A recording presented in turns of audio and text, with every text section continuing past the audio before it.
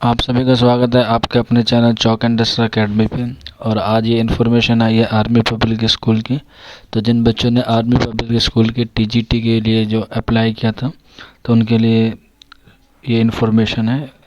तो जैसा आपको दिख रहा होगा आपकी स्क्रीन पर कि ऑफिशियल वेबसाइट का लिंक है।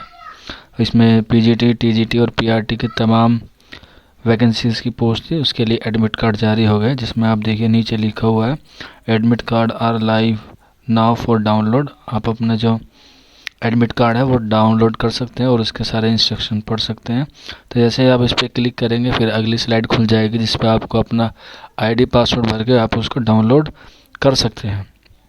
और अगर आप इस वीडियो का मतलब इस साइट का जो लिंक है वो आपको डिस्क्रिप्शन में मिल जाएगा, आप वहाँ से क्लिक करके सीधा वहाँ से आप डाउनलोड कर सकते हैं। और इसमें आप अभी एग्ज़ाम होने में काफ़ी वक्त है तो इसमें मॉक टेस्ट का ऑप्शन भी अवेलेबल है। आप यहाँ पर मॉक टेस्ट भी अपने देख सकते हैं कि आपकी तैयारी किस तरह से हो रही है और किस तरह से नहीं हो रही है। ठीक है, तो चलिए फिर मिलते हैं अगली वीडियो में किसी और टॉपिक के साथ।